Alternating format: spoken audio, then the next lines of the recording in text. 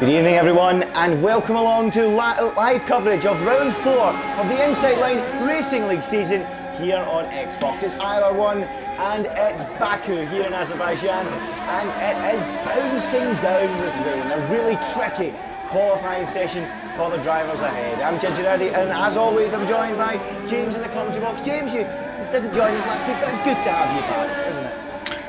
Oh, I'm glad to be back. Sorry I couldn't even get the words out of my mouth there. But yeah, we're just very difficult conditions today with these wet conditions in Baku. Baku's quite difficult at the best of times and dry, so the wet is going to be an absolute, well, we'll wait and see, of course, because they could surprise us. And we were expecting a surprise for Pole. It could well go down to surprise himself, though. We don't know all these questions yet, but we'll find the answer to that pretty soon. It's really a difficult track, as you say, and I raced in the league on a Thursday night, and yep, I was one of those people that ended up in the wall, and that was down here where we're watching the record at the moment at turn 15. One of many drivers in that race at the time, but these guys really are the best of the bunch. They are the cream of the crop, as they say, the ILR1 drivers.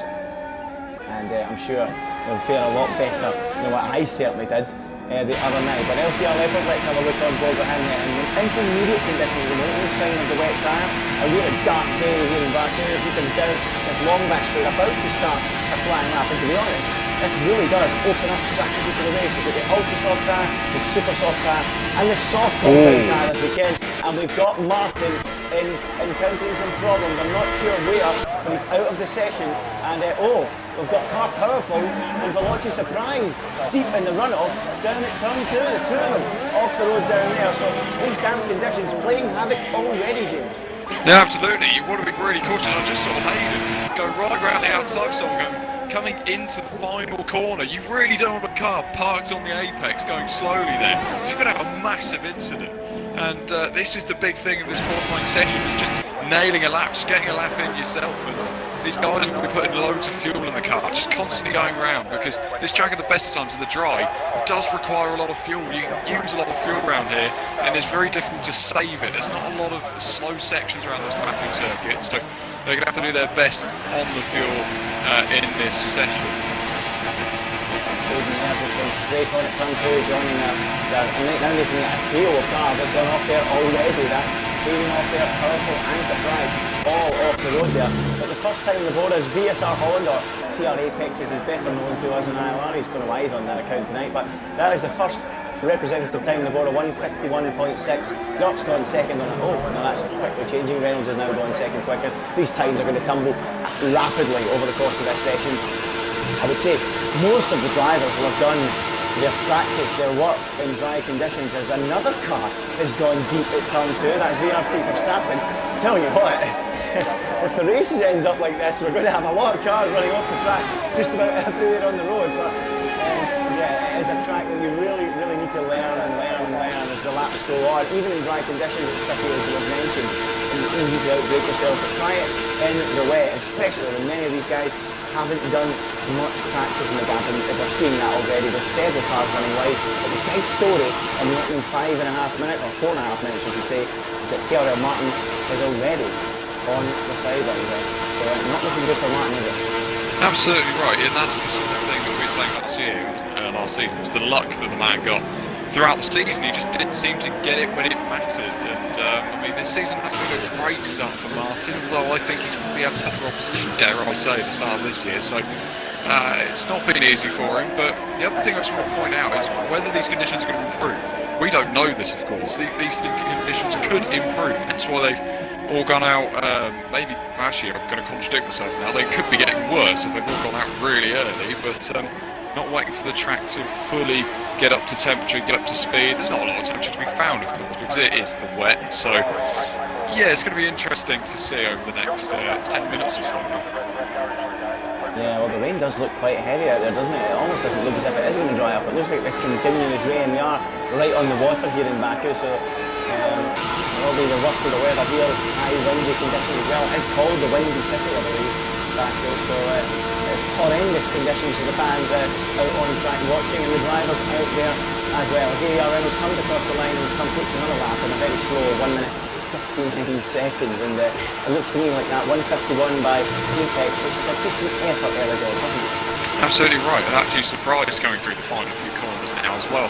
He's of course been the standout performer of this season, absolutely fantastic. I did watch the race back in China, and I did see the progress this man is making, and it's quite frankly scary how quick this guy is.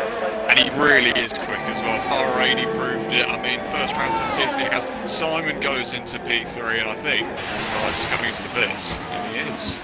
Yeah, he is coming into the pits, and we should mention the championship standings going into this race. Veloci Surprise is leading the way, arguably should have 3 wins from Prix if it wasn't for a few disconnects in Bahrain. But as it is, it's a first, a third and a first. 65 points on the board, only 10 points dropped thus far. He's 13 points ahead of OMG, it's Joe in the Ferrari. And further back, Veloci Limitless, who's on 36 points, 29 points behind the leader. And he is not with us tonight, Veloci Limitless. He's on holiday in Spain. Well, I'll be happy he's there and not in Baku, because surely the rain will not be as bad as it is here, I can assure you. Fourth for the standings, Tyrrell Martin, the man that's binned it in the barrier and had a horrendous qualifying run of results. I think that's 3 races in a row he's been lower, 10th or lower. So not good for Tyrrell Martin, he's 4th. EVR Reynolds is 5th in the standings. It's 6th for Cyril Hamilton, who I think is throwing the dummy out of the pram and quit league racing altogether, because he's not got a controller at the moment and wasn't prepared to practice on the wheel. Sorry if you're watching, Jack, I had to hammer you for that one. I had to hammer you. I tried my best to help him out to get him onto the wheel, but it didn't work out. I just want to check if I'm actually streaming here, because I've not got the little bit at the bottom of the screen, James. Yeah, you know, it the does. little bit.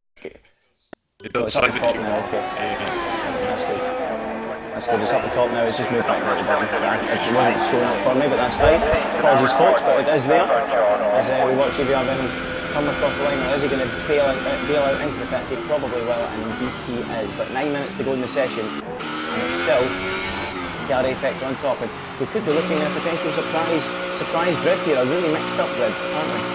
Oh, absolutely. You remember Bahrain with that complete mess at the front of the field. Also, China's been back.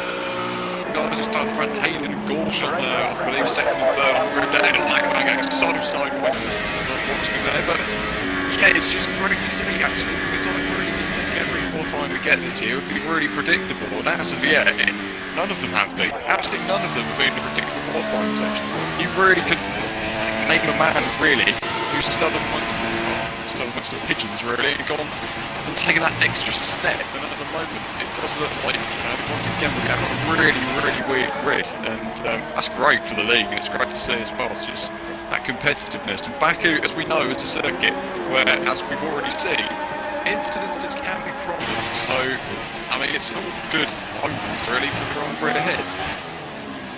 Yeah, absolutely. As we watch Mike Marshmallow now negotiate his way through that famous, now famous castle section. We first arrived here in Azerbaijan in 2016, and people wondered what and how our car's going to get through that section, the tightest section in the whole of Formula 1. I mean, thankfully in Formula 1 we've not had a crash there yet during a race that's caused a multi-car pile-up, or a red flag of course, but it really is an astonishing part of the racetrack as Mike Marshmallow tippy-toes his way around towards the end of the lap. And just to touch on what you were talking about there, about how we've not had a straightforward, predictable qualifying section. I mean, part of that reason has been, apart from Melbourne, everyone's been doing one run. I mean, the second and third races of the season, it was all about doing that late run in the harder compound of tyre. So that has contributed to that mix-up in the field. And of course here, a real curveball in the intermediate conditions makes it all the more unpredictable, and it shows that in the standings with 7 minutes to go, doesn't it? Absolutely right, and I mean, most of the first few races of this season, the best strategy has been the alternate strategy at the stop medium. Whatever tyres just seemingly work, which is why they've only done one run. Now, you'd get the old car that just knew it was never going to qualify well on softs, for example, and they'd start with those super soft tyres, for example. Again, Bahrain was a great moment of that. As Victor left go straight down run off the turn 2, but you know what? That's what I like to see. A lot of people give it risk, just gambling in those sorts of conditions where the alternate strategy may be the best option, but you can always gain a little bit in terms of track position off the start on those softer compound tyres. Of course, here it's just a case of can you get around fast enough in wet conditions. Yeah, absolutely. Well, we'll see what the weather brings tomorrow in the race. I mean, the tyres that are available, the ultra soft, the super soft, and the softs, and I mean, I think that most people will believe that they might want to use the super soft and the softs. I think that ultra soft has been seen as a qualifying tyre, as OMG's Joe goes to the top of the timesheets with a 1:51.2. I mean, look at these times, they're just slowly edging down. I'm sure they'll get even faster as the session goes on. This weather looks like it's continuous. It doesn't look as if by any means that it's getting worse or better. I think it's just stable as where it was at the start of the session. And the drivers are just getting a little bit more confident as the rubber is laid down and the rooster tails are, and the tyres are just slowly hoovering up the water from the surface, and that is what's helping these times come down. As we watch Melanie come down into turn 15, a tricky braking zone, riding that curve in these damp conditions and down towards turn 16. So Melanie, currently P8 at the moment, doing a reasonable job there. He's got to find almost a full second to move up one place in the grid. Look at that gap between 7th and 8th. Look at that, that's huge, isn't it? Yeah, it's absolutely massive. That spoilers that. 8/10 of a second or thereabouts. That's crazy. Maybe not. Excuse my maths. Melanie come towards the line now. I don't know how flat you can take those lines, because even in the wet, I'm not sure it's totally flat out. But Melanie comes across the line and does improve, but he's still half a second off Martin Marshmallow in 2nd place. Yeah, Melanie will be sitting in the cockpit there thinking, wow, I've just improved by a good half second there, I'll move up a good few places. Sorry Melanie, not quite. Stays P8, but improves by a considerable margin. But that's what we're talking about, wasn't it? There's quite a gap between those places. He's filled it a little bit, but still a lot of work to do. Alex now, look at that. Drelix goes up to P2, the Canadian driver. Well, that is interesting. What a front row that is. Joe and Drelix in the front row. And 4 minutes to go in the session. This topsy-turvy session is just getting better and better and better. Every single one of these drivers trying to find their feet out there. It's as if they've all began to walk for the first time, isn't it? They haven't to distance it back out, and they're all really struggling out there. But it's Joe from Drelix at the moment. But back to what I was just briefly talking about there, was about the tyres should it be a dry race. I think the majority will either want to go with super soft or soft and do a one-stop strategy between those two compounds, because the ultra softs just wear out that little bit too quickly. Yeah, absolutely. And of course, around here, I mean, to be honest, if we use a safety car, if we do, then that could also be a factor in this Grand Prix as well. So you may want to consider that. Just a point on Drelix, actually. I've watched him in the pre-season race round that we had around Silverstone, I believe it was, in this league, and part of that race was in the wet. And my God, he was fast. He was absolutely rapid in wet conditions. So this is a man that shouldn't be questioned whether he can be towards the top in these kind of conditions. Hopefully he can stay there, or whether it's just a one-off for Silverstone. Let's hope it's not, because my God, that would be such an amazing achievement for him. He's still yet to find his maiden ILR podium. He's come close on many occasions, and I don't think, he's just been around that 6th, 7th part of the 5th place, the 6th place, the 7th place. He's just looking for that podium, and Langman moves himself into P2 and a Ferrari lockout in the front row at the moment.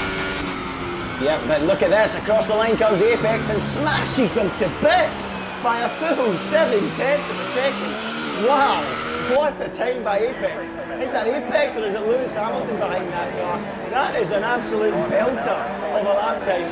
7/10 of a second quicker than anyone. Just as we were looking at a Ferrari front row, along comes the Haas, the B team, and smashes them to bits at 50.5. Are the track conditions improving, or is that just a superb lap? I'm sure we'll find out soon, James. Absolutely surprised to come around the final corner. He's just about to complete his lap. Not what these mean for the Drivers' Championship. He can't afford to let Joe alone. Reynolds into second. It is improving the circuit. The surprise comes towards the line. Will he go pole? No, he doesn't. He misses out by some half. He's like 6th behind him as well. That's quite incredible from Fierce Holland. Yeah, wow, what a time it was by him. But hopefully surprised he'll get another lap. He might even get 2 laps if he's got the fuel for it. So we'll see what Surprise can do, but he's certainly within striking distance, but still some way off that superb effort from VSR Holland. But Apex, as we know him, and Reynolds. As Simon now gets to within a 10 or 2 of the pole time, it is improving rapidly. Oh, Langman has caught Powerful's car right at the end of the lap, and Powerful, I don't know what was going on there, a time from the section, or was it lag, or what? I've got no idea, but surely that is ruining Langman's make us a 10th back. he will get another run, but the track conditions, as we say, are really improving. So who we got out there near the end of the lap? Let's try and pick someone up on a lap. Musso is coming towards the end of one. He's currently he's not a quick one. Melanie is though, and he goes P6, 8 tenths away from the pole position. So Melanie goes 6. Who else out there near the end of the lap is keeping the spot? I'm doing Joe's coming across the line. He's P5 at the moment. The improvement. I think actually he's got an outlap. He's got a start lap, my bad. But let's just pick up on anybody else. Leopard, he's also coming around the final few corners. The second to last corner. Ridable with this one, Andy. This could be a big lap for Leopard. Needs it in this championship. Yeah, Leopard then. Here comes the Mercedes charging up across the start-finish line. This is a quick lap. DRS not active in these damp conditions, but he's heading to the line. Where can Leopard go? He goes up into P5, so still 6 tenths away. Nobody able to knock Apex off top spot. What do you see now? Look at this. Reynolds and Simon at the exact same time in P2. Because he's only to the right to the pole. 49.8. What a lap for the Locho surprise. And that could well be enough for qualifying here in Baku. Let's see if anyone else can improve. Simon's on a quicker lap than what he was before. I don't think you'll find the same 8.5 tenths, so let's see as Simon heads down this long straight and overtake Mode 4. Here comes the McLaren, singing its way up towards the line. Can he go any quicker? He can go second. Second for Simon. Anyone else though, out there, near the end of the lap, that can go quicker? We've got Joe out there, pushing through turn 13 and 14, the front end sliding its way through that high-speed left-hander, not really a corner he's associated with that street track whatsoever. He's currently P6, it's surprise and Josh has smashed them all, a 49.5 from the Renault driver. Where has that come from George? Quite remarkable. What about Joe? Can the Ferrari have the last lap here in Baku? Round the final corner, turn 20, and the long drag race towards the line. Can he knock his championship rival off the front row? Can he put it on pole position? It's Joe for the line. No, he can't, but he can go second. It's second for Joe. It's Jork and Joe in the front row. The two J's. Who else can go quicker still? Reynolds is out there. And what can he do? Let's see, also Leopard's coming towards the line as well. He's currently 10th overall in this qualifying session. He's coming towards the line now. Mercedes needs this, as we said, he's had such a torrid time to this year. Can he improve on 10th and 1/8? He goes to the fourth. What a lap from Leopard. If Reynolds improves, he will be one of the final ones to take the checkered flag, unless Hayden is going to get there before him. But Reynolds, in which case, then will be on his charge for pole. Can he get it though? It's such an arduous way towards the line. He goes P2, I believe. What an effort from the Alfa Romeo. Wow, what a grid we've been left with here in Baku.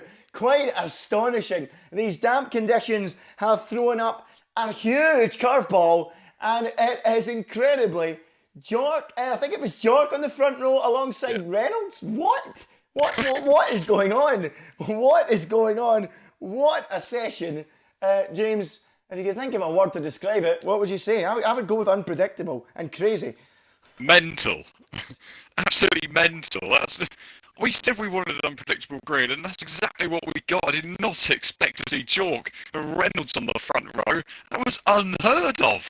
Jork's being there or thereabouts. To be fair, Jork's had a really good season so far, I'd say. He's had a really solid start, but he just hasn't been anywhere near getting a podium, at least. And now this is his big chance, and from absolutely nothing.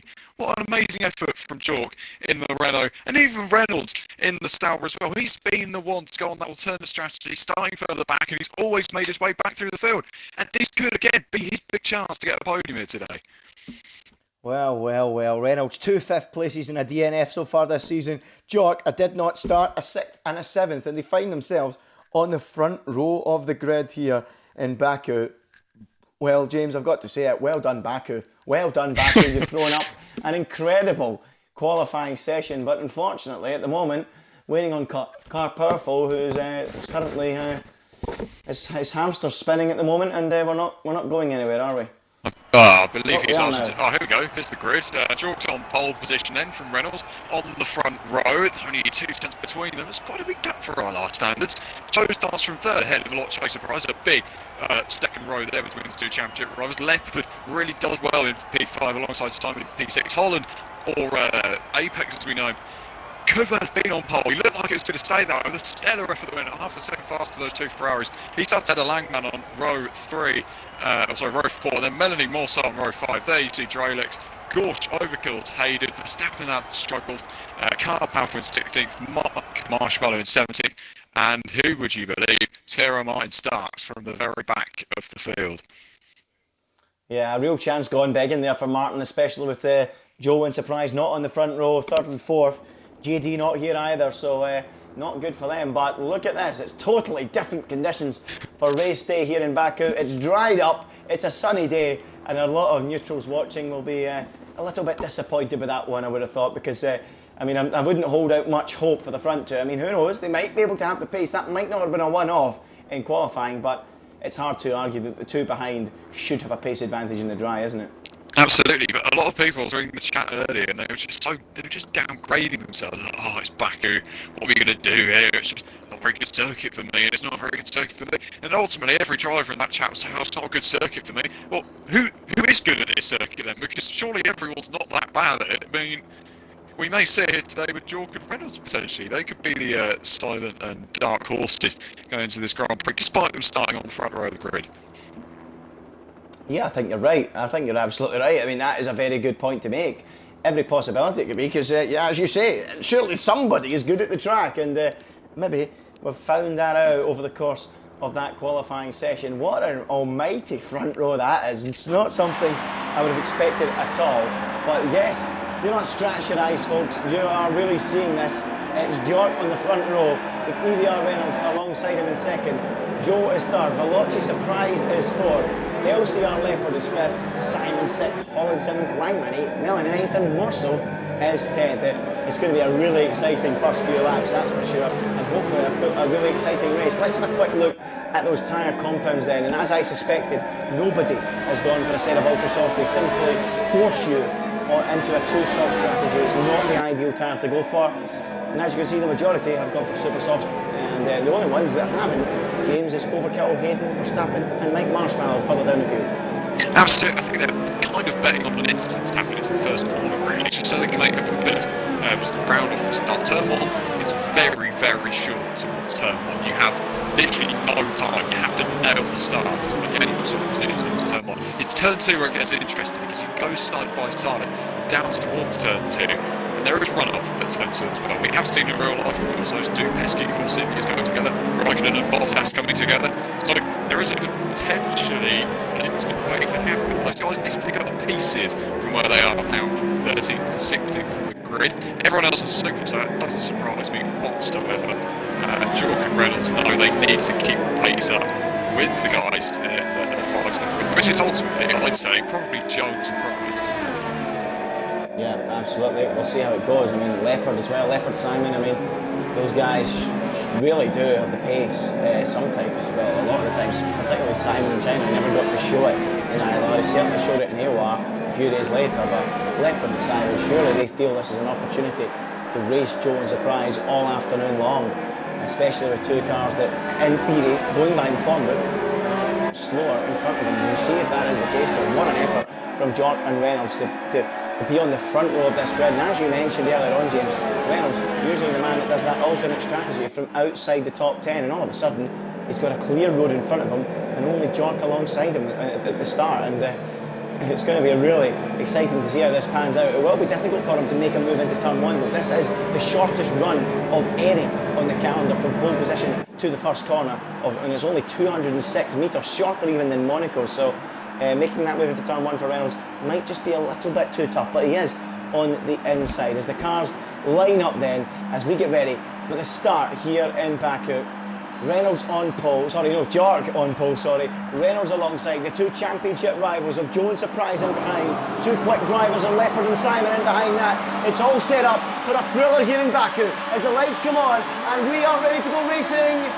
No, it's lights out in Azerbaijan. It's Jork leading from pole in that short round down the turn 1. And look at, who's that coming through? Surprise, Joe steaming round the outside into turn 1, and he's up into P2 already. Reynolds with a really poor start, but it's Jork leading from Joe. Reynolds, Surprise and Simon. Are they all going to get through that difficult turn 2? It certainly looks like it, James. Absolutely, this side by side, Simon and Lippin. Look at the house behind as well. Holland is going towards them. I think that's Lippin looking over them. He's got a defensive on the inside while the Ferrari's making a move. That's a line man on the inside. He may not get what we've done though. He's going to be now really just struggling for momentum coming through here. A really clean start though. What a poor start from Reynolds. It has to be said, he really did not go off the line well. What's happened?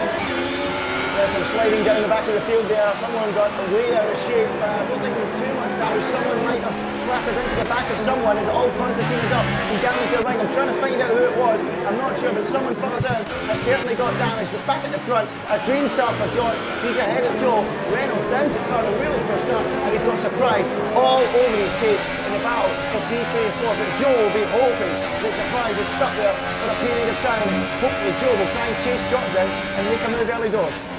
Absolutely, he needs to get the move done, though he doesn't do that. Reynolds going cornered down, I think that's turn 14, I think, and that's not the way you want to be doing that one, my friend. Let's see what Joe can do towards the first corner. Joe with a blistering start from the second row of the grid, absolutely nailed his launch, and this is going to really give him some good momentum as they head down this straight towards turn 1. It's one of the longest pit road, it's the longest pit straight on the calendar. Here goes over to his Tyler and Ferrari, with Octo Surprise, side by side as well with Joe.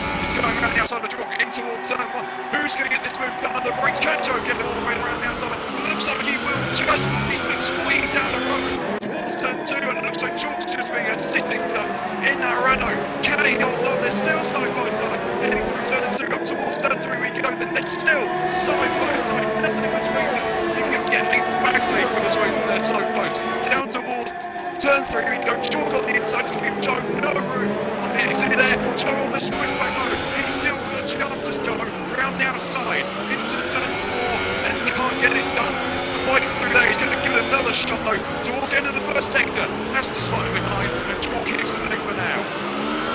Wow, absolutely sensational racing between the pair. Surprise, meanwhile, got the job done on Reynolds in turn 1. So Joe even more under pressure. But George, as we suspected, is the cork in the champagne bottle at the front. 4 cars all funneling through the castle section in a line. It's John from Joe, from Surprise, from Reynolds. It was a really good effort from Joe. He tried right round the inside into 1. He tried it into turn 2, but John did brilliantly, defending his line superbly. But now Joe needs to be wary. Surprise is right there, but John leads from Joe, from Surprise and Reynolds, and Simon just in there as well. A real train of cars. Early doors, but you've got to feel John is under real pressure, as is Joe from Surprise. Let's go on board with the Lodge of Surprise, the World Championship leader. 2 wins from Prix in the opening few races this season. And Joe looked a little bit out of shape there, coming through turns 18 and 19, and now he's just sitting duck.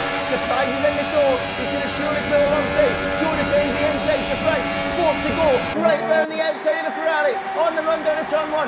Jock's got breathing space for once, and it looks like Surprise won't get that move done. Joe holds on, runs deep into the corner. Now Surprise is on the inside for 2, and is he finally going to do it? Oh, they're touching wheels, the championship rivals, and they now repeat what Joe and Jock did on the previous lap. They run side by side down the back straight towards turn 3. Who's going to break latest? Who's going to hold the place? It looks like Surprise. He's through and up into second place, and that is Joe's worst fears realised. Absolutely, it's going to take a while to Surprise. It did not make that easy for Joe on the intro to turn 3. No, it's racing. It's taking an instant. It's just brilliant racing between the two of them. But they just had to get their elbows down there, making sure they gave each other enough space. Imagine a crash between those two. My goodness me. Well, fireworks not too far away, but fireworks going to be going off a lot sooner than that. I can tell you now. What a fantastic start though for Joe. Leads away from the lead, and he's just going to have to go for a major defensive effort. He's going to have to make that doorstep between himself and Surprise, and it's not the kind of race you really want to have. You want to be knowing that you're comfortably in front. I wouldn't say that George's going to be feeling too comfortable right now. Certainly not. George certainly not showing the pace to run away with this race, and Surprise is already on his case. Joe, Reynolds and Simon are in their own little trio battle one another, but just a little bit off the tail of this, which was a little bit surprising, as we said. But we need to go to Surprise. He's right behind John already, and ready for P4 on the grid. The Williams is pulling alongside the Renault in this straight down towards turn 1. This looks like it could be candy from a baby. Surprise forced down the outside. Is he going to do it? Easily through, up into the lead. Meanwhile, behind that, all sorts of scenes going on between Reynolds, Joe and Simon. But Surprise literally now up into the lead of this race, and surely there's no way back for George. I'm surprised. We'll maybe try and disappear off into the distance, James. Absolutely. I mean, George, if he had a bit of execution out turn 1 and 2, he may be able to hassle and harry surprise, but really can't do it at the moment. The fellow is literally a sitting duck. That's the big issue with DRS. So powerful that Verstappen is out of the Baku Grand Prix, and it's not the side that I wanted to see, I'll be honest. He had a pretty good one. And his dad was smoking before, just because he was just a little bit nervous, but we'll see what George can do now then in this Grand Prix. Because I think surprised, if no one passes it soon, it's going to be all over this Grand Prix before it's even started. Yeah, absolutely surprised. Crucially getting those moves done. He's now up into position. The RT Verstappen, I think he went straight on down at turn 2 and ran into the wall after his car came to rest. So he's the first retirement, pardon me, from this Grand Prix.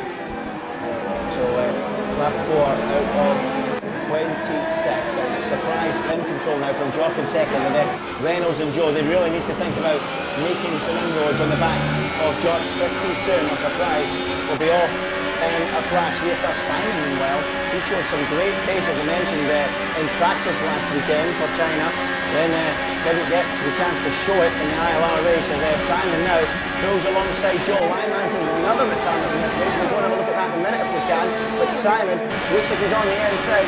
It looks like he's going to hold off Joe with ease in the run down to turn 1 and move up into P4 ahead of the Ferrari. No, he's not. He's gone deep. And Joe back up the inside. There he goes into P4. So backwards goes Simon, having looked like making that move. As it looks like the prize isn't quite getting away as quickly as I thought in front of him, really. Yeah, that's what I just said before the previous. Like, that DRS is really powerful around here. It's been improved by Joe because he can just keep it within these more technical sections, more, where you need the downforce, where you need to fight it more. And actually, it's got a good chance to just keep this gap as it is within around 1 second, but he's got to be wary of Reynolds behind, who actually does seem to be he's got some pretty good pace path behind him first. So there we want to watch. With Simon and Joe, they are embraced in battle for P4 at the moment, and that is the big one on circuit. Really tight one between those two. Simon in that previous lap there thought he got the job done out, braked himself into turn 1, and Joe slithered back through, but in general, George had a poor slither second here. He's lost a full 8 tenths to Simon somewhere, sorry, to Surprise somewhere, and now he really is under threat. We've got another yellow flag out there, I'm not sure why. Really starting to struggle. It's TRL Martin, so he joins Langman. It's the car.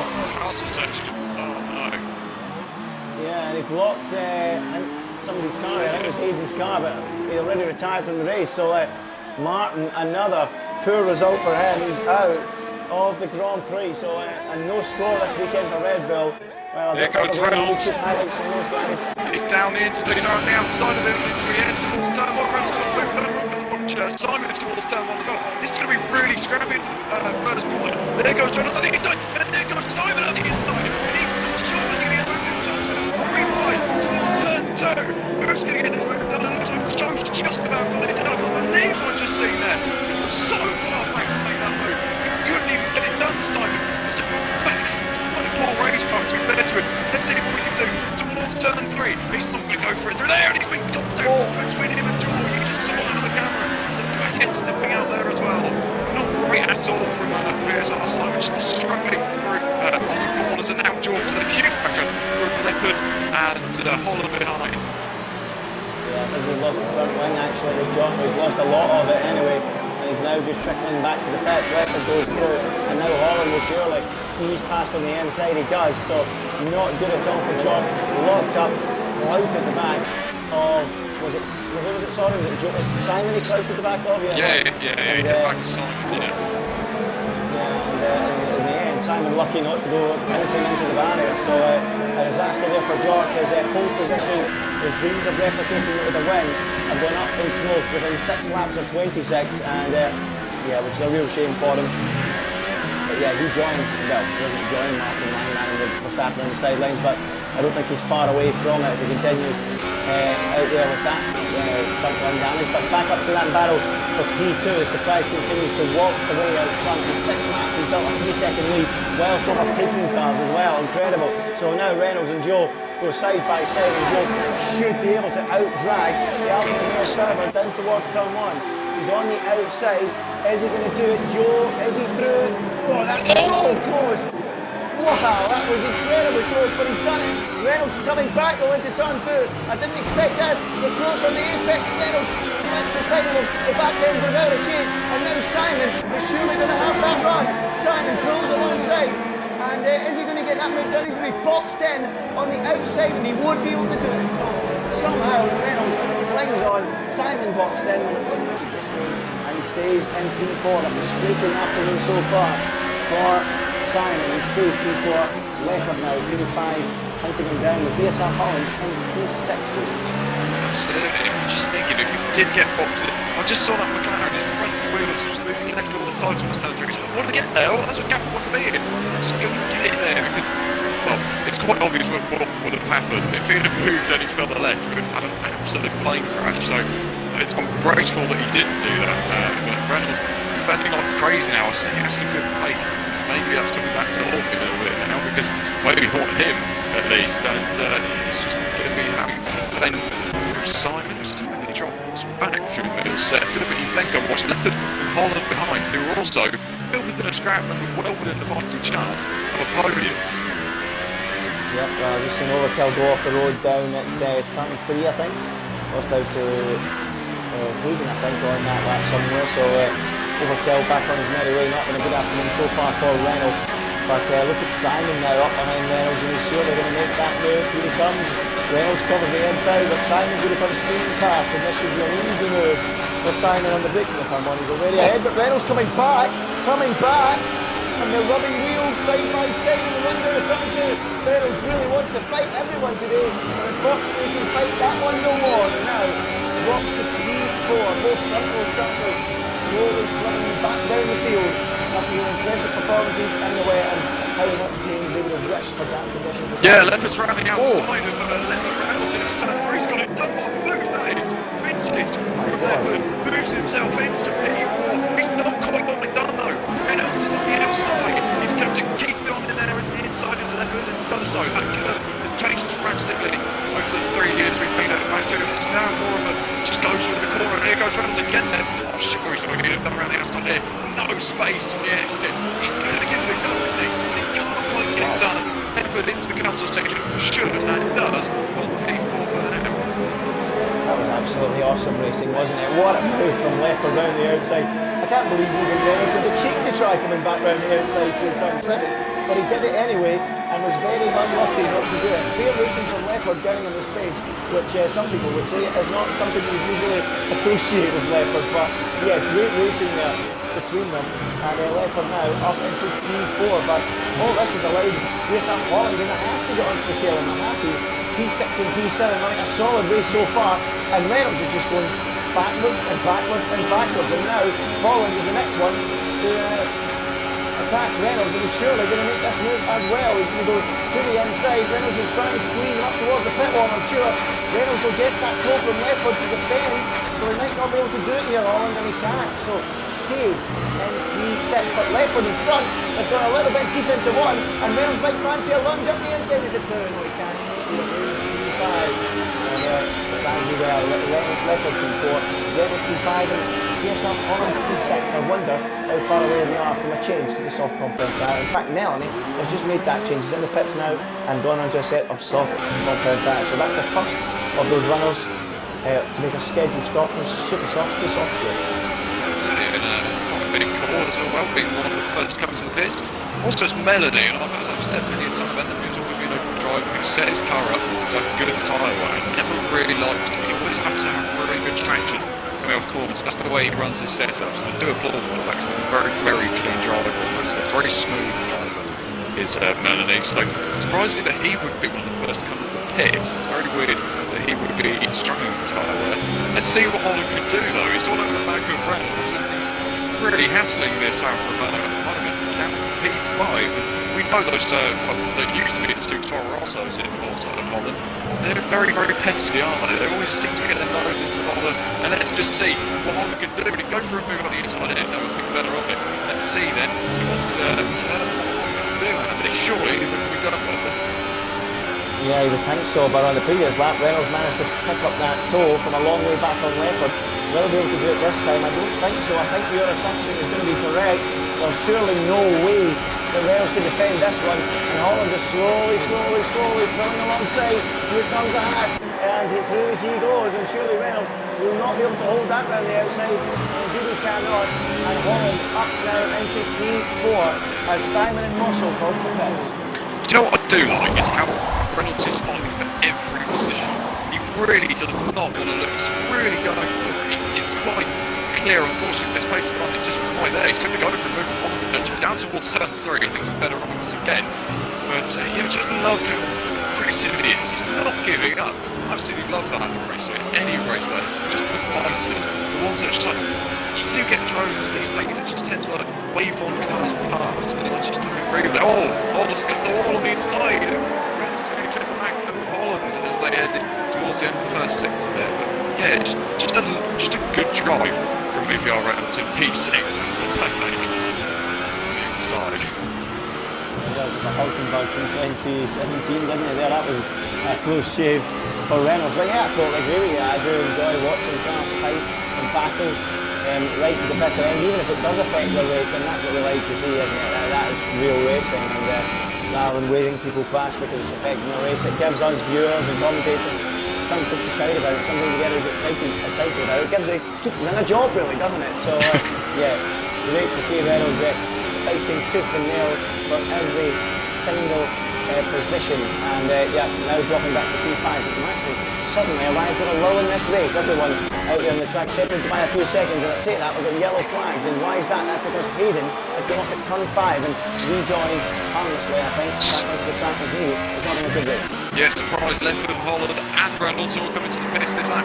Want to watch Joe though? He's interestingly stayed out for another lap. Now he was in quite close proximity with Simon. Now this is what's going to be interesting. How far ahead will Simon come then? Or will he be ahead at all? When they come out the pits, that's the interesting one. In fact, will Simon come out in front of all these guys? There's a good chance that he should do at least. That may not be the case though.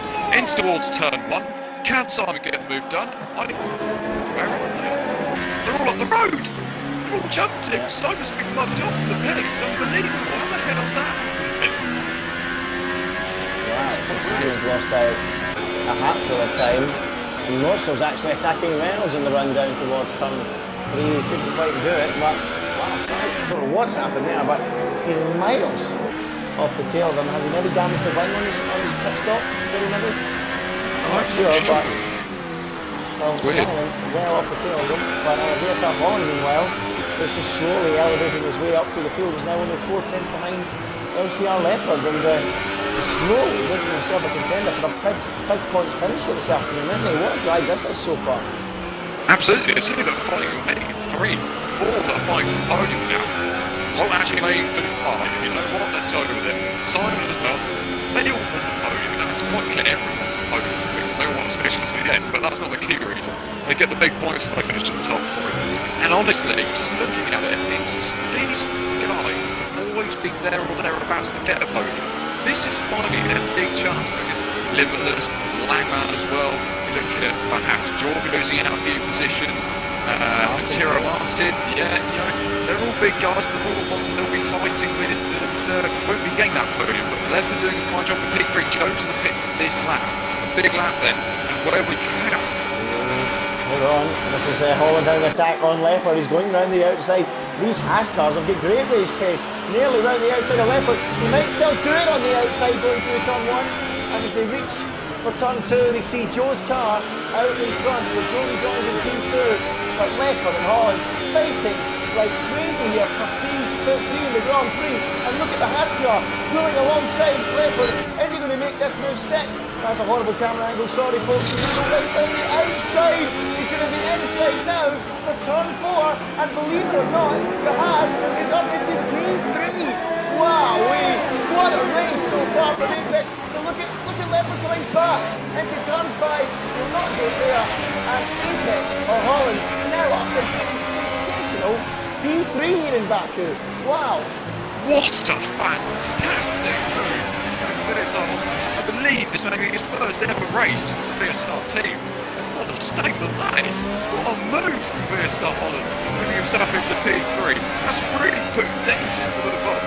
Just sorry wounds now of Leopard down in P4. He's going to be under pressure from Reynolds behind. Simon's not fun that either. Also, it's almost like they're all thereabouts in this battle. So it's not all over yet. Let's watch Reynolds with Leopard, because it's getting really tasty. He's been set up. Really well, absolutely stunning from the Haas driver of Holland. I mean, Morso slowly brought himself into play in this race as well. He might not even be out of a chance of getting up into the top 3 or 4 as well. This is incredible. But I didn't expect from that group of cars for it to be Holland who would be chasing down or holding on to that P3 at the moment. As Reynolds now comes back at Leopard. Is this a mini revival from the Silver driver? Is he going to have a look into turn 1? Not quite. Simon gaining in the background too, and more so there as well. But Leopard, was he a little bit deep? He was flustered. His pride's already been dented with a move from Holland on him. Is it going to get dented further? Just look at Reynolds. He's got a fantastic run coming out of turn 2. He ducks into the slipstream behind the Mercedes. He pulls out to the outside. Can he do to Leopard what Holland did on the previous lap? He's going to go right down the outside. There's touching wheels. He's going to do it again. Inside for turn 4. Surely he's through. Yes, he is. And Leopard is again done with the same move in 2 successive laps. What's going on? That's absolutely incredible. I can't believe people say, oh, you've right to don't look that move. That is just absolutely absurd from those two there. Wilson and Holland not even giving it around the outside. I think they're flat to the floor because they knew they had a chance with the grip. They knew they'd get the line for the end of the first sector. What a tremendous battle this is for the final podium spot. This could be a fantastic weekend for Haas. Where Holland's gone up 4 places from the starting position. Murso's gone up 3 places. This is an incredible weekend for Haas so far. And Murso probably fancies his chances on the cars up in front, especially Leopard, who must be wounded in some way. Well, I know his pride's wounded. Has he got front line damage? I think so. I think he's just struggling out there. And now Simon is the latest on his case. And Simon is that's a very tight gap to go for. He somehow went for it, and somehow he didn't an aeroplane crash. He tucks way into the toe behind Leopard once again. Leopard's gaining on Reynolds. Simon's gaining on Leopard on the run down to turn 1. Simon's steaming down the outside. He can't do that. That's better all that. He's stays in P6. But Leopard P5, Reynolds P4. And remarkably, look who's disappearing off into the distance in P3. Yes, Holland, and surely at the moment, as we go beyond the halfway point, he's the biggest contender for driver of the day. Absolutely, Leopard coming back at Reynolds into towards turn 3. Oh, the gap is closing, and somehow they make contact, those two. Reynolds holds on to P4 for now, but he's under pressure from the McLaren behind. You'll be seeing that, the lovely papaya orange of the McLaren. And he's not going to be close enough actually Simon through there, although he's getting quite a good little line through there. He may be able to find himself vulnerable now left, but he's squeezing towards the inside wall and Simon's down the inside. What a move that is! No, he's surely not going to get it done towards the custom section. Oh my goodness me, around the outside! Oh my! What a move! Incredible! Did I just watch that? Did I just watch that? Are you serious? Turn 7 at Baku on the run down to turn 8, the castle section? Really, Simon? Really? Oh my goodness, he's through, up into P5, and Leopard must be wondering what's hit him.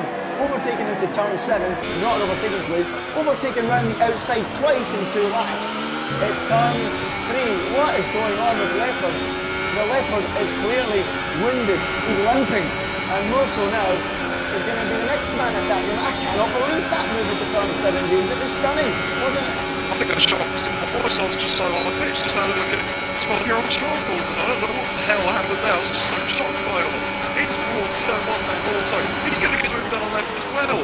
Not quite close enough to get the move into turn 1. You'll have to try it towards turn 3. Yeah, it looks like it. Leopard, I think he may have flipped the wall on that last lap there. When he was so squeezing up at turn 8 between him and Simon. Maybe should have backed out a little sooner. I'm looking at the front line detail, I can't quite tell. I think there might be some slight damage. I can't confirm that though, as Morso gets ever closer to Leopard, but on this occasion, not close enough for a move. Meanwhile, up front, on lap 15 out of 26, I'm watching the Prix in the 8.3 seconds up the road and controlling this race and on for 3 wins from 4 races, it would seem. Joe in second, 8.3 behind him. Next, Holland in third. It's ILR in fourth, looks like he's not going to be able to challenge Holland by the looks of it for that podium spot. Simon is right behind him. That was the real battle developing there.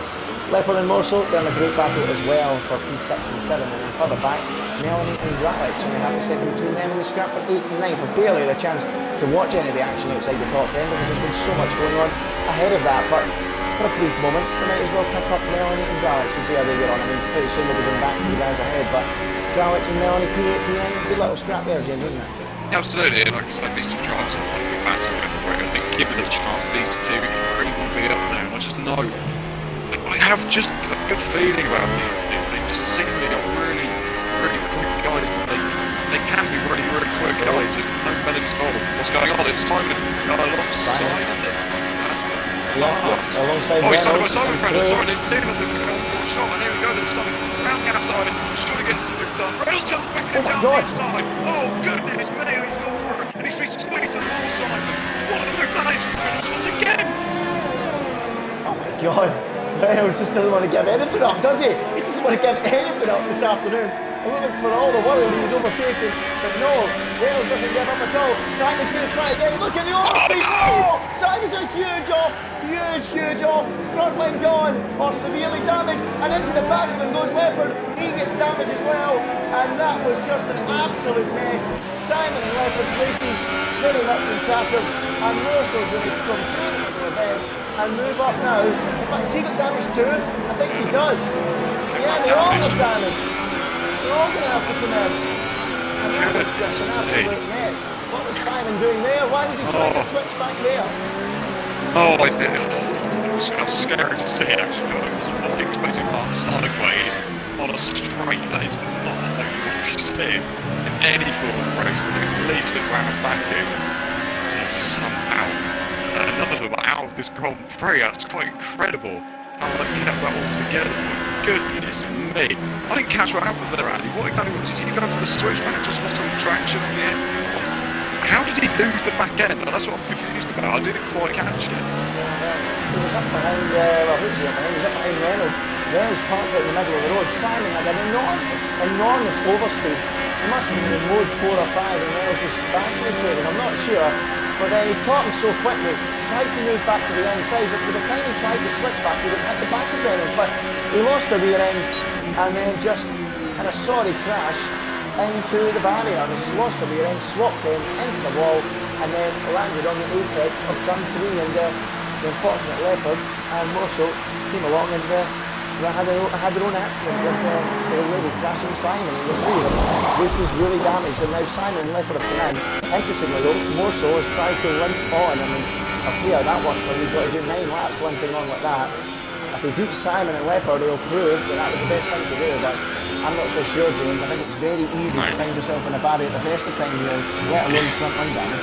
He's really struggling. He's locking up absolutely everywhere at the moment. Trailix and Melanie are closing in behind as well. I did say just before that squad was going on, just give them the chance, they'll take it, I said.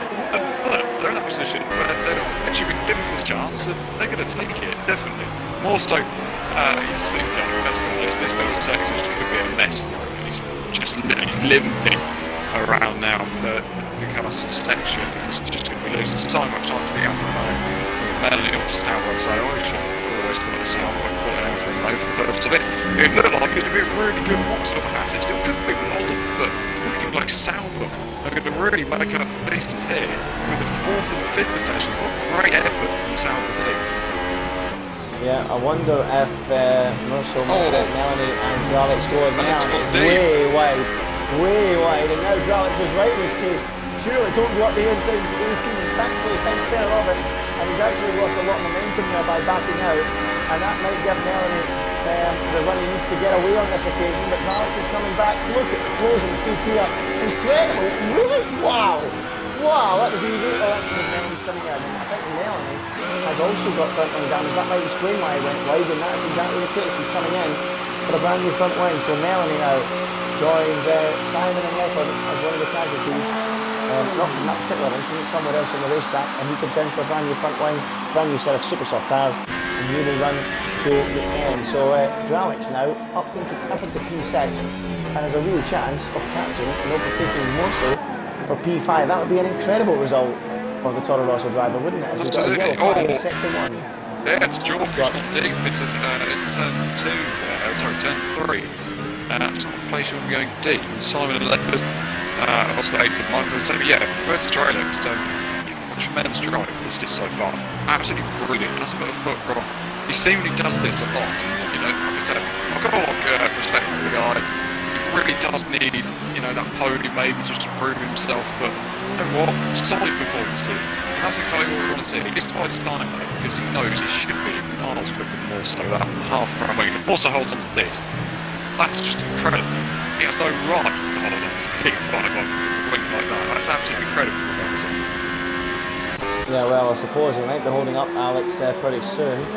Alex, sorry, Dr. Alex. Why did I call him Dr. Alex? I was told it's not Dr. Alex. I mean, that was a very good assumption there from Ghost when he told me about this. Alex might actually be called Dr. Alex, but it turns out after James did his fine research that that's not the case, James, isn't that right?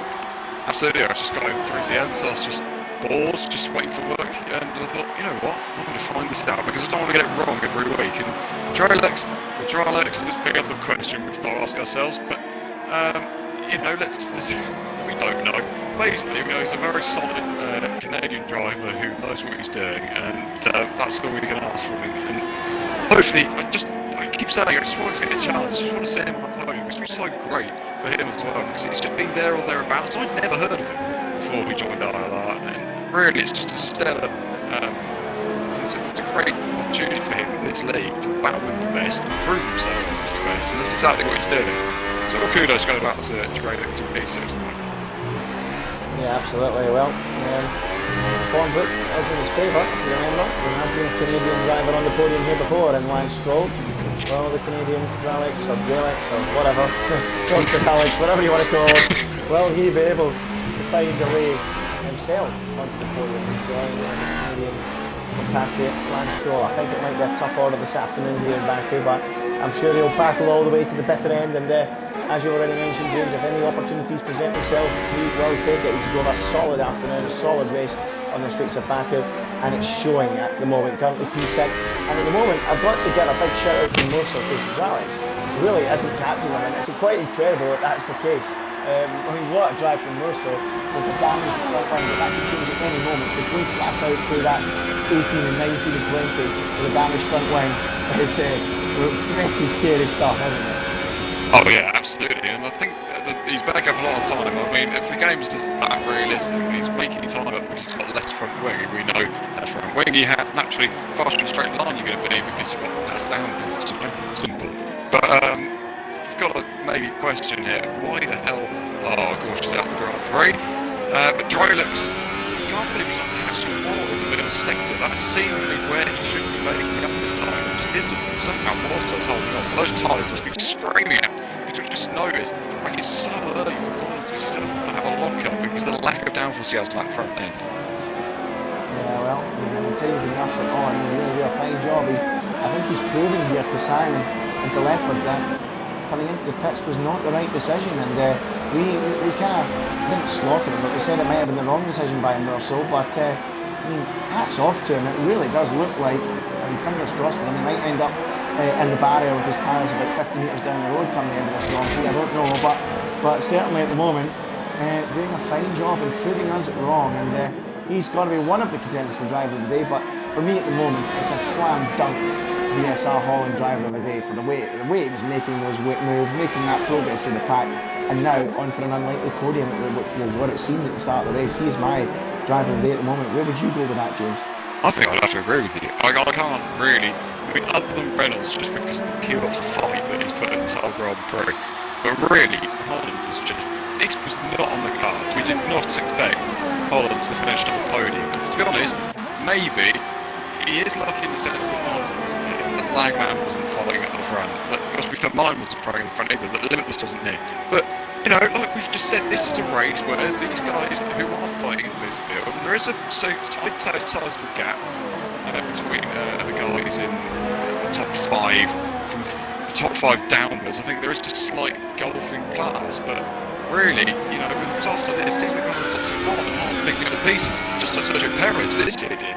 You in many ways and just pouring himself into the podium. What a tremendous effort. Drailing now. It looks like he's going to go for a move. And more so to turn through, more so go early breaks. Absolutely effortless for Dragex. He's into P5 for Toro Rosso.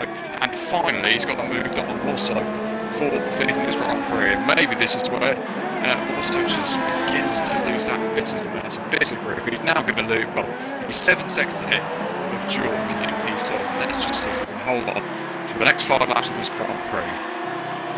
Yeah, do you hear those cheers? I can. That's the cheers from Montreal in Canada as Drillex moves up into P5 and what has been one of his best performances in ILR today. What a drive.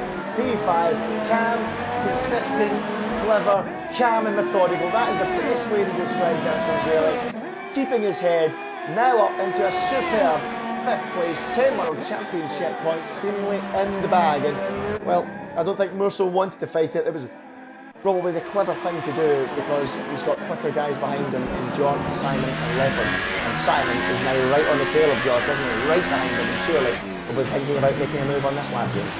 Absolutely, they're coming down towards final couple of corners again. Let's look at Simon because he's on silver tyres. It should be an absolute breeze for this last one. Who we have to go for the switch back and fail, but I do hope he doesn't try that again because, well, I'm sure he's a bit wiser than that. Here we go then, Simon versus Jork.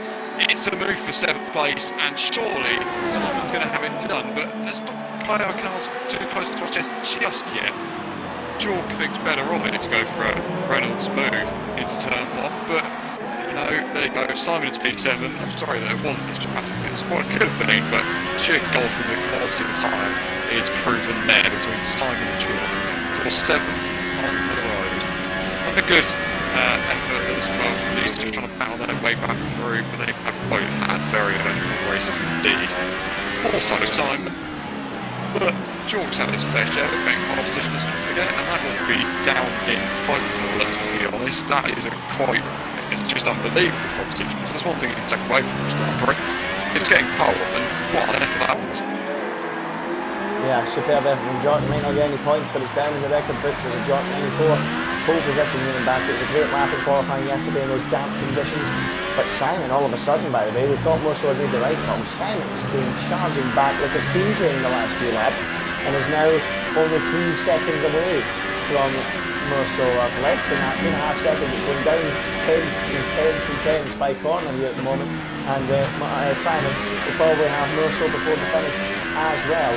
Leopard, strangely, had the same thing as Simon and has not had the same luck. He's just struggled and maybe his head's been in the wrong place over the last few laps. Maybe he's been really frustrated with what happened with Simon and Musso. And I've been arguing that can affect the driver sometimes, can't it? When something goes wrong, they just lose focus. You see that quite often with Lewis Hamilton, don't you?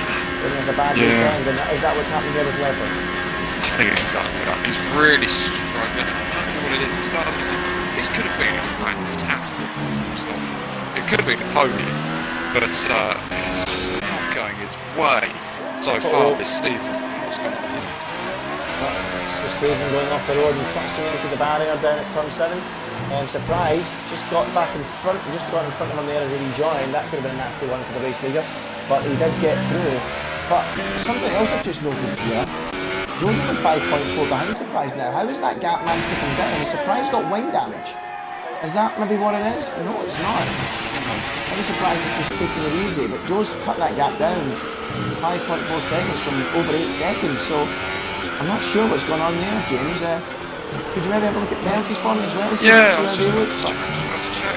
He's got himself ahead, so Surprise guys doing nothing, and it was showing quite difficult to cut corners around this circuit, and Reynolds gets himself a 5-second stop go penalty for exceeding track limits. It's a weird one to get, actually. It's not often you get a 5-second stop go penalty for cutting corners or extending on the circuit, so it's kind of weird. But yeah, you're right, Joe's really close now. Surprise. Although he's saying Hamilton, it's really deep. He's turned him on, lost the back end, now he's back where he started, 5.5 seconds behind him. But yeah, it's weird. He is on that younger tyres as tyre Joe, so that could be a factor, but I think we're playing too much into his mind here. I think he's thinking, yeah, I can definitely catch Surprise by the end. I mean, the match rapid, but let's not forget Bahrain. If there's one thing we can't forget, it's Bahrain, connections used to work out. So anything is possible, and we know it often happens at the worst times in ILR for a driver, usually right at the end of the road career. As Jort now pulls alongside Morso's struggles continue. Jort getting onto the tail of that Haas driver. Is he now going to be the latest man to make a move on Morso, who doesn't really want to fight these places? He's basically trying to beat Leopard here this afternoon, and through here goes Jort. Up into P7, down to P8 now goes Morso. I think Leopard, it might just be a bridge too far for him. We'll wait and see. It might not be, in fact. It might not be the way Morso's struggling out there now. We'll wait and see how that one pans out, but it could be quite close between them. Meanwhile, Simon is taking 9/10 of Dralix on this lap alone. And is that P5 of Dralix under a little bit of threat here, because Dralix is going a lot slower and Simon is really confident at the moment, pushing hard, and really, Dralix is losing so much time. He's lost 1.5 seconds on this lap alone. Time is flying on those pressure super soft tyres, and I think he might get there before the finish. Absolutely, I think Reynolds got another 5 seconds stop go penalty. Dralix getting a little bit, it's got a little curve there. What we're saying about Simon, he really is on him, isn't he? And those stuff still working with the absolute truth. Dralix could still get 5th. It's dependent on those Reynolds penalties, which I'll check after this move is done. It could well be done well before the turn point, but let's see. Yep, here comes Simon then on Dralix. Dralix is in mode 3. Look at that, easy. That's so easy for Simon. Down the straight they go, into turn 1. Not even across the line yet, and there you go, Simon. New fastest lap of the race as well, 39.5 on Dralix. Unfortunately for him, drops back down into P6, so it won't be P5 for the Canadian unless Reynolds continues mounting up the penalties. But Simon now up into P5, and if he can get within 10 seconds of Reynolds, a very unlikely P4 could be on the cards for the McLaren driver, and that'd be a superb recovery, wouldn't it? I'll tell you what though, I've just done the maths from the numbers, as it were, and actually Reynolds is 13 seconds, well we can see it's just under 13 seconds ahead now of Simon. But Reynolds has 13 seconds worth of penalties. I don't know how he has managed that, but he's got 2 5-second stop-go penalties and a 3-second time penalty. A normal penalty, so that's equating to warnings. Now, that could mean that if Dralix just keeps up the pace a little bit, he could be on for P5 still this round, but that's still a great effort. As we said, it could have been P4, granted, and that's where we were kind of contemplating qualifying, but yeah, it could still be P5 for Dralix, just not completely out the cards yet. Yeah, it could well be, and I think Leopard somewhere out there has damaged his wing and dropped back to P10. I think Melanie's got ahead of him, has he not? Somewhere, or was Melanie always ahead of him? So Leopard, wing damage again, having a good afternoon. He's about to start his final lap and pick up 1 point. It's been a scrappy season so far from Leopard. We touched on it earlier, it could have been a great season for him, but it's not been the case. As Simon continues to cut the gap down to Reynolds, he's going to confirm that place in P4 now. It's all about whether Dralix can catch him before the end, but we should go to Velocity's surprise. So from P4 in the grid, a slightly out of position driver, as much of the field was out of position on this opening exchange of the race, but it was really entertaining early doors, and he did a better job than Joe of carving his way through the field and set himself up for a great win, hasn't he? Yeah, absolutely. I was just watching on board with through the castle section. He went sideways through the castle section. Madness. Goodness me, this man is on it. He's absolutely stellar. What a drive this has been from Velocity's surprise. Since he got into the lead, and like I said, he wasn't going to be touched, and he sure as hell wasn't. And he is, and it's stellar. It's 3 out of 4 for Velocity's surprise. Going around the final a couple of corners, there's that arduous wait that was going on back qualifying towards the line. Got to wait a good 10 seconds or so before he comes across the line, so he may as well save for the moment. Velocity's surprise, but a stellar drive. Yep, here he comes then. It's already celebrating as he goes down that long run to the line. The Williams mechanics win on the pit wall. It's 3 wins from 4 for Velocity's surprise. He wins here in Azerbaijan. Well, it was a faultless display. He got his caboose done and then just walks off into the distance here in Baku. Joe, with a respectable P2, did a great job to close in on surprise ever so slightly before dropping back towards the end. But our driver of the day, by a country mile, VSR Holland, P3 in the Haas. What a recovery drive from him. Reynolds sees the flag 4. Simon will snatch it from him, and I think Alex is going to be oh so close. Will he do it? Will he not? Simon gets P5. Don't know why. Alex. It's weird. P6. Well, we'll see. We'll have another look at that in a few moments. I don't know how that's worked out. But John comes across the line. P7 and Melon P8. Morrison will be P9 and it will be 10 for Leopard. But Veloci surprise. 3 wins out of 4. He tightens his grip on the championship lead. And also a big mention to the driver of the day, VSR Holland. A quick word on both those things, Dave. Brilliant. Absolutely stellar drive there. And from Veloci, surprise, you're right. Holland, once again, what a stellar effort. You're just right to say, though. Surprise, he is untouchable. You can put him in any position on the grid. The man comes out, top trumps every time. He is absolutely phenomenal at the moment. There is nobody stopping him, especially in ILR. He's just walking this championship at the moment. I'm surprised in many ways, but I said before the start of the season, and I want to call it out now, he hasn't won anything yet. But I said before the start of the season, I said this man will be a walking map, he will do bits in the championship, and if we're bloody close to winning it, if not winning it. And how the hell he is doing this? He's just walking these races at the moment. But surprise that in your winner from Just Joe, VSR Holland, what a drive. His second ever ILR podium, I believe. Reynolds does finish 4th, although the penalties would suggest that perhaps he shouldn't be. Simon finishes 5th, Drelix in 6th. Jork the Polemans finishes in 7th. Morso was nursing damage in P8, Melanie in P9. Leopard rounds out the top 10.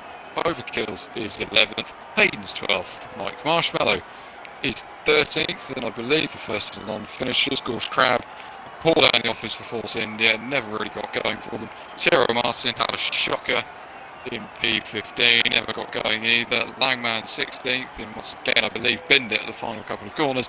VRT Verstappen had a really, really frustrating weekend. He finishes plumb last, 17th of the 17 runners today. But a very unfortunate set of circumstances for him. And we go to our podium, and we need to get the guys in, because it's the one thing I haven't done yet.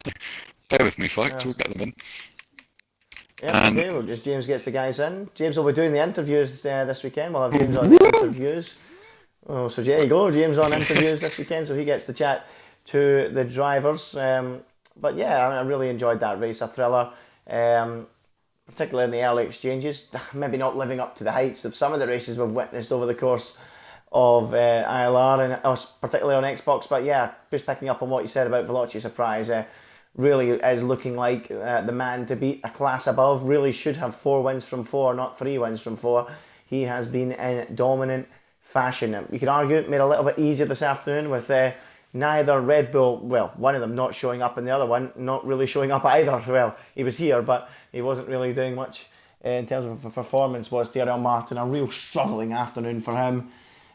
So both Red Bulls not even getting a point from this one. So not good for them at all. And yeah, Joe, really the only man that was able to maybe match surprise this afternoon, but unfortunately finished 7 seconds behind him. And not only that, surprise, 7 seconds up the road. So I mean, he tried his best to stick with him. He closed the gap a little, but you could argue surprise was maybe cruising out front to pick up that 3rd win from 4. But we've got 2 of the drivers on the podium in here for an interview. I wonder if we'll get VSR Holland in here. We'll wait and see.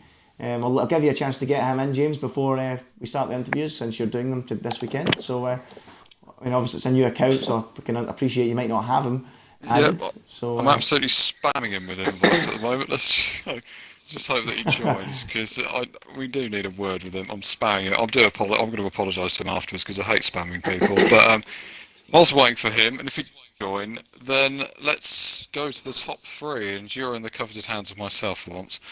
So, Josh, well, what is there to say?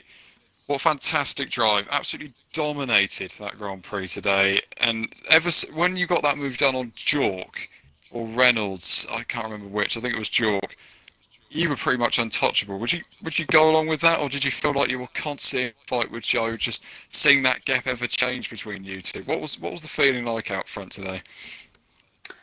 Overall, it was a good race. I was pretty satisfied with my pace, considering it's Baku, not my favourite track. But Yeah, quali. I just wasn't fan of the Inters at all. I don't think I've done enough running in the Inters, and it just definitely wasn't suited to the wet. So I was kind of happy to get P4 after that. And then into the race, first few laps were a bit hectic, but once I managed to get past and got into P1, it was just about pulling the gap and maintaining it, really keeping consistent. Don't smash into the wall castle section. That was the biggest.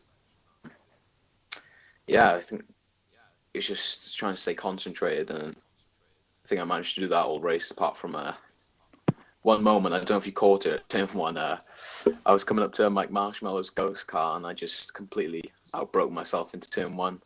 I had to go off into the runoff area. Luckily, I didn't have to reverse or anything. I only lost a few seconds, but apart from that, that was just about it for my race. Yeah, happy with the result though. Well, you should be happy with that. That's absolutely class. So, would you? I mean, you said you didn't really enjoy those interperiods in qualifying. Is that just the thing? Are you not? I mean, you're not going to tell us a weakness of yourself because that would be stupid. But you obviously have a preference. So, the wet conditions, is it ones that you're just getting used to because you were a pad user before? And well, I'm not going to comment on what the pad is compared to the wheel, but it's very. Are they the sorts of conditions that you don't particularly like as much? Are you more of a just dry racer, and are we going to maybe see this kind of thing again in qualifying if that's the case? Well, to be completely honest, yeah, I think I don't spend much time in the wet, and I don't plan on spending much time in the wet. To be honest, ever since I started using the wheel properly, I have just not, I've not done enough laps in the wet to feel very confident at the moment. Especially since I got this game, I've just literally all just been dry running, and the only time I've done wet running is if it's wet in the race, which is hardly ever. So yeah, maybe if qualifying all the races wet, I could shake things up a little bit, but yeah, hopefully it's dry. Well, they Just, well, just to keep it made, just to mix it up a little. absolutely. So let's just go on to let's speak to you about Spain. I mean, Spain, I absolutely love the circuit. I think it's fantastic. What are your thoughts on it? Are you looking for? Well, I mean, you're surely looking for another win around there. It's surely going to happen for you. Well, not surely going to happen for you. Let's not get too ahead of ourselves here. But what's your pace like around Spain? Have you done any practice yet, or will you be doing it? And have you done any races there yet? And your overall thoughts on the circuit itself? What are your hopes for the Spanish Grand Prix? I like the circuit, but or from what I've done so far, I think I did a few laps on release day and a few days after, and I was not a fan. I don't know if it was set up or just how I was driving, but I was not a fan at all. But I did say that about Baku as well, and I just put the practice in, and then by today, my pace was pretty good. So hopefully, if I just put enough effort and practice in, hopefully I'll be on the pace. But yeah, at the moment, it's not a track I enjoy. Absolutely. Seems like everyone was saying that they didn't like Baku, to be honest. But well done, Baku. Let's go over to Joe. Congratulations, Josh, on the win. But let's go over to Joe. Joe, the start looked quite promising for you, to be honest. I was thinking that actually you had a really good chance. But you had some slight misdemeanors, you could say, just not quite getting the moves done fast enough. Was that the real problem? Was that the reason you just couldn't quite take the fight to Josh today? Well, to be honest, yeah, if I got through that traffic, if I got the positions at the start, I honestly think I could have won the race because after the pit stops, the gap was about 8-9 seconds, and to put it bluntly, I was catching Josh. I know he made a mistake, but still, I was catching a little bit about a tenth a lap, backwards and vice versa. It was really close. So I really think I could have taken it to him today, but it just wasn't to be, I guess. Absolutely. I'm pretty sure you two had a really good battle early on in the Grand Prix as well. Correct me if I'm wrong. There was a slight battle between you two. The lack of comment probably suggests that I'm wrong. So No, I'll move it was straight. a pretty like it was on the straight. Like not really Yeah, much I I could suppose. do. Yeah. Like 'cause I was on low Yeah. ERS, so overtake on that track is it's too OP. Yeah. So again, qualifying for you, that was well, it was like unexpected for everyone that Jork and Reynolds were on the front row. But was there a point where you thought, actually, if I get out late enough here, the track conditions are always improving? Could you feel the improvement on the circuit? That's always a weird one to question. Did you feel like the track was constantly evolving, constantly improving as you got towards the end of the session? Because times are coming down really fast at the end. Did you ever have that feeling that perhaps if I go out really late, it'll be one of the final cars, I'm going to get the best shot pole here? So, what was your thoughts coming from qualifying actually? Um, I didn't really feel any difference if I'm honest. Just I knew where I could gain time, and I did. And if I'm honest, I thought I was on pole. Not gonna lie, but I lost 3 or 4 tenths in the last sector. I'm not sure how, which inevitably cost me the front row. So yeah, I'm gonna have to look at that, but no, I'm not really sure to be honest. Absolutely. I mean, you've got, with no disrespect to Josh's teammate, and I can't think of who it is. That great. Okay, isn't it? Okay, right, okay. So, I mean, with yourself, you have a pretty strong teammate in Lara. To be fair, LK's also a strong driver. We just haven't seen enough yet from him.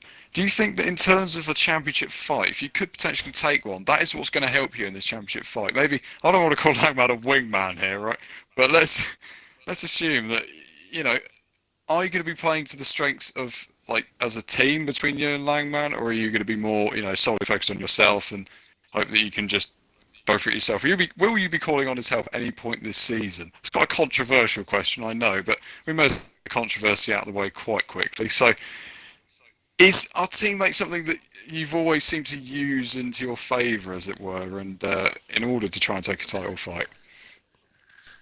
Um, well, I did ask for his help last week. I didn't really get much of it. Um, That sums the answer up. but he's not really. Well, if I'm honest, he's not doing that great, is he? He's got 8 points. Um, oh, that speaks for itself, really. You see, Andy, this is the kind of questions we want. The absolute rinsing of other drivers. But Joe, we may as well quickly digress on from that. Spain for yourself. I just a question to Josh. Is it a circuit? I mean, it's a circuit that if I remember, you're not bad at. I'm not 100% sure. I don't follow you immensely, but um, what's the track like for you? Is it a track that you enjoy again? Um, Maybe one that favours you. Could you potentially go for the win around Spain? Because Spain is, you know, it's a good opportunity, I suppose. So, what are your hopes for the Spanish Grand Prix? Well, I'm hoping for the win. That's it, really. Um, I really haven't touched Spain on this game yet. But well, actually, no, I touched it around release, and I think as Josh was saying, I wasn't really a fan of it. It's just it didn't feel compared to last game where last game I really enjoyed it. This game so far, from what I did at the start of the game, it really just didn't feel right. So Yeah. I don't know. We're gonna have to see, aren't we? 'Cause Interesting. I didn't think this was gonna be a strong track for me, and yet my pace was pretty good, and I didn't do much practice compared to some others. Well, let's go for the odd comment then. So, Andy, from what we could tell so far, it seemingly there's a lot of tracks at the start of the season that not everyone enjoys, is what I'm getting the feeling of. China, I'm sure, was one. This one's another. Spain doesn't sound great. Monaco's after that. My God, I Oh mean, I'm god. hoping that someone's going to be good. Well, I'm hoping someone is good around these circuits, but interesting to note as we head into this point of the season. Maybe it's the European season. We'll start to see everyone go, yes, this is my best track and I will win around here. It's probably not, but we'll see. So, yeah, what a fantastic performance from all three of them. Not least Holland, or TR Apex in P3. What a tremendous drive from him. but unfortunately can't join us because allegedly it won't let him join, which I'm finding quite hard to believe. But you know what? We'll give our congratulations to him. A fantastic effort. And Andy, unless you've got any other thing to say, you may as well round this off. Yeah, well, just a quick one on what you're saying there about the drivers and finding their best tracks. I agree, there's a lot of difficult tracks early doors. China, I mean, I'm a fan of China personally. I know a lot of people don't like China, but I'm a big fan of it. Baku, I think everyone hates it when they see it. Certainly. Spain, I'm sure some people will enjoy that one, and there's always a Monaco specialist somewhere, but we'll soon see. But today there was certainly a specialist here in Baku, or one that certainly stood out, and that was, of course, VSR Holland, or pardon me, TR Apex, as we know him. But yeah, great job from him getting on the podium. Unfortunately, we can't get to speak to him. And yeah, thanks, James, for conducting those interviews as we hear from the top two men on the podium. But that is it. That rounds us all off here in Baku. We head next week to the Spanish Grand Prix. Same time, 7:30 on Friday night, as we head to Barcelona for Circuit de Catalunya. Round 5 of the championship. Can Surprise make it 4 wins out of 5? Can Red Bull come steaming back after they were hurt once more? Or will we see Joe in the Ferrari getting himself his second win of the year? We'll find out next week. That's all from me. That's all from James. That's all from the guys on the podium. Good night.